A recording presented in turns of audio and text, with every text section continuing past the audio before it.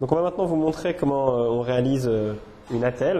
Donc l'attelle est destinée à réaliser une immobilisation antalgique d'un patient traumatisé, en l'occurrence du membre supérieur, soit en contexte préopératoire quand vous accueillez le malade aux urgences, ou alors en attendant d'avoir une confirmation de votre diagnostic suspecté par les radios.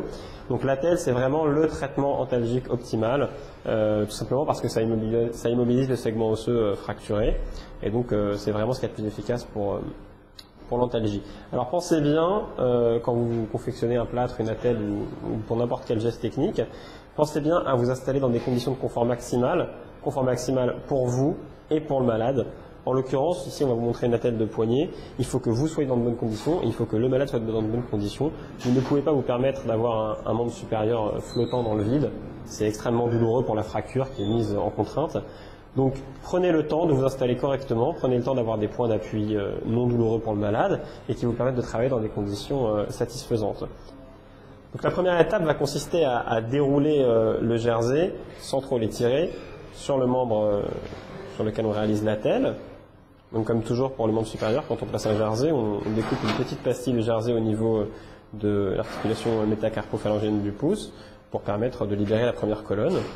On déplie ensuite le jersey sur la longueur désirée, voilà, jusqu'au bout du coude. On tapisse ensuite le membre supérieur de velbande pour le protéger. Pensez bien à faire 2 tours au début de votre velbande, c'est important.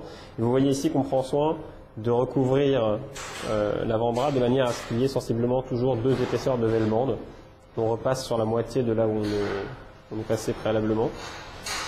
Voilà, ensuite on coupe la velbande pour permettre de libérer la colonne du pouce.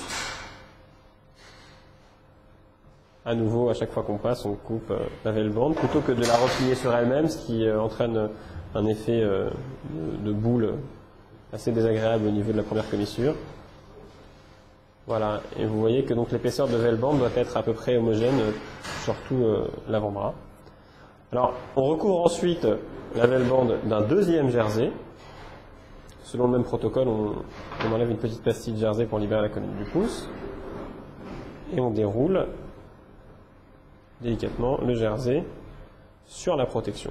Ce qui permet en fait d'éviter de mettre l'attelle en plâtre elle-même dans du jersey. Ainsi, on pourra la mouler très convenablement et éviter l'interposition d'air entre les couches de plâtre. On mesure ensuite la longueur nécessaire de l'attelle. Et on déroule une bande de plâtre en aller-retour, en V, voilà, pour qu'elle soit un peu plus large, sur toute la largeur, sur toute la longueur d'une bande. Pardon.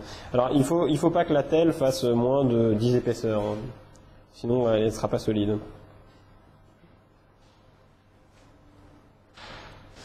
Ensuite, il faut penser à libérer toujours la colonne du pouce. Hein. C'est vraiment une préoccupation dans toutes les immobilisations du membre supérieur pour permettre d'avoir une mobilité normale des doigts et notamment du pouce s'il n'y a pas de raison d'immobiliser. Donc voilà, vous dégagez un petit volet latéral, enfin sur le bord radial de votre attelle. Ensuite, on la plie et on va la mouiller. Alors il faut absolument, quand vous êtes à ce stade du jeu, vous ayez tout prévu parce que le plâtre, une fois qu'il est mouillé, il sèche et une fois qu'il sèche, on ne peut plus revenir en arrière. Donc vous devez vérifier que votre attelle est bien préparée, que le jersey est bien déroulé, la velbande bien à la bonne hauteur, à la bonne épaisseur, le deuxième jersey par-dessus, la colonne du pouce libre, et seulement quand vous êtes certain que tout est prêt, que vous avez la bande velpo prête à l'emploi, là vous pouvez mouiller l'attelle. Et là vous mouillez l'attelle, toujours dans une eau tiède. Quand on mouille une attelle ou un plâtre, on le plonge dans l'eau jusqu'à ce qu'il n'y ait plus de bulles qui sortent. C'est le signe que toute l'attelle ou tout le plâtre est imbibé. Ensuite on le lisse. C'est une étape très importante. Ça permet d'éviter la survenue d'interposition de bulles d'air dans le plâtre, ce qui le fragilise. Donc on le lisse bien, des 2 côtés. Et on l'applique sur l'avant-bras en le moulant bien. Voilà, vous voyez qu'il fait exactement la bonne longueur. Il n'est pas trop long, donc il ne va pas bloquer la flexion des doigts. En même temps, il n'est pas trop court. Il est bien. Donc on le lisse bien avec la paume. Hein. Voilà, on évite de mettre des empreintes avec les doigts sur le plâtre. et encore plus sur la résine qui sèche assez rapidement, et donc ça fait des points de compression partout où on met les empreintes de doigts. Donc quand on touche un plâtre ou une résine, c'est toujours de manière très large, avec le creux de la main. Vraiment, on essaye au maximum d'avoir des points d'appui qui sont larges. Voilà. Voilà, ensuite on replie le jersey de part et d'autre, en distal et en proximal. Et on maintient le tout par une bande velpo du calibre adapté qu'on va dérouler selon la même méthode que tout à l'heure en spica, c'est-à-dire en 8 de chiffres. C'est ce qui permet un maintien optimal et ça permet d'éviter toute compression. Voilà, l'approche de la colonne du pouce impose toujours de libérer la bande sur une grande partie, la moitié en général de la bande.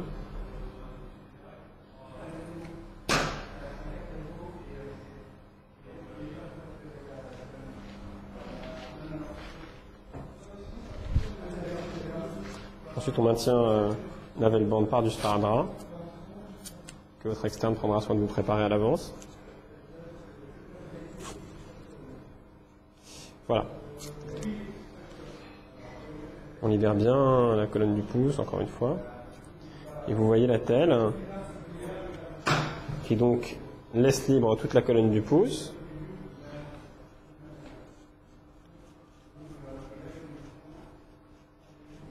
Vous voyez donc la telle qui laisse libre toute la colonne du pouce, qui laisse libre la flexion des doigts, qui n'ont aucune raison d'être immobilisés, puisqu'elle ne monte pas plus haut que le pli de flexion palmaire. En revanche, à la face dorsale, le bandage monte jusqu'à la tête des métacarpiens. Et puis elle laisse le pli du coude libre. Toujours pareil, on pense bien à faire une petite écharpe qui maintiendra le membre en position surélevée pour éviter qu'il gonfle.